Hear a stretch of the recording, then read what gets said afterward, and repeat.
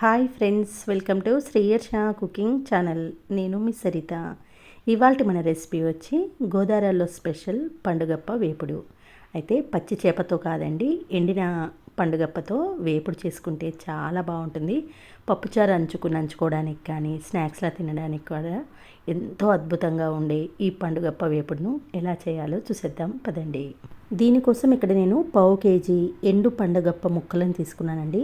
ఈ ముక్కల నిండా చాలా ఉప్పుతో ఉంటుంది కాబట్టి మనం ఏ కర్రీ చేసినా వేపుడు చేసినా ఉప్పు మాత్రం అస్సలు వేయకుండానే చేసుకోవాలి.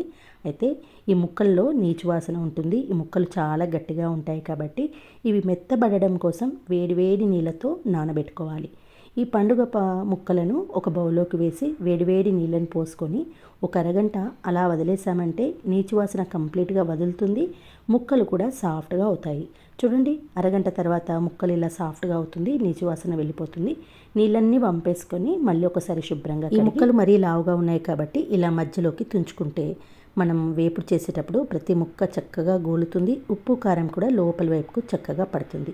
ముక్కలు సాఫ్ట్గా అవడం వలన మనము ఇలా ఈజీగా తుంచి పెట్టుకోవచ్చు. తర్వాత స్టవ్ ఆన్ చేసి నాన్ స్టిక్ ప్యాన్ పెట్టుకొని ఒక 2 నుంచి 3 టేబుల్ స్పూన్ల ఆయిల్ వేసుకోండి. మనం తీసుకున్న 1/2 కేజీకి ఈ ఆయిల్ సరిపోతుంది. ఆయిల్ వేడెక్కిన తర్వాత చేప ముక్కలను వేసిన తర్వాత మంటను మాత్రం సిమ్లో పెట్టుకొని ముక్కలను పైకి కిందికి ఈవెన్గా ఫ్రై చేస్తూ ఉండాలి. ఇలా ముక్కలు ఒక 50% పాటు ఫ్రై అయిన తర్వాతనే దీంట్లోకి సన్నగా కట్ చేసుకున్న చిన్న సైజు ఉల్లిపాయ తరుగు వేయండి.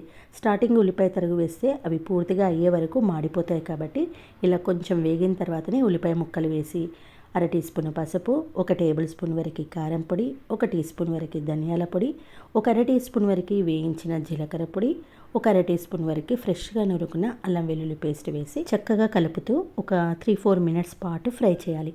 అలా అయితే ఉప్పు కారం ముక్క లోపలికి చక్కగా దిగుతుంది. 3-4 మినిట్స్ పాటు ఫ్రై చేసిన తర్వాత చివర్లో కరివేపాకు వేసి ఒక్కసారి కలిపేసి స్టవ్ ఆఫ్ చేయండి. చివర్లో కరివేపాకు వేయడం వల్ల ఆ ఫ్లేవర్ చాలా చాలా బాగుంటుంది. అంతేనండి, పండుగప్ప వేపుడు రెడీ అయిపోయింది. చూడండి ముక్క ఎంత సాఫ్ట్గా జ్యూసీగా ఉందో.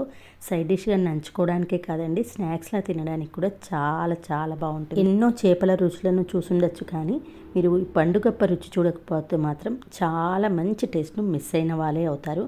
కాబట్టి మీకు దొరికినప్పుడు తప్పకుండా తెచ్చుకొని ఈ రెసిపీని ట్రై చేయండి. నచ్చితే ఒక లైక్ చేసి మీ ఫ్రెండ్స్తో రిలేటివ్స్తో షేర్ చేయండి. నా ఛానల్లో ఫస్ట్ టైం చూస్తే please subscribe my channel. Okay friends, మరొక మంచి వీడియోతో మళ్ళీ కలుద్దాం. Thanks for watching.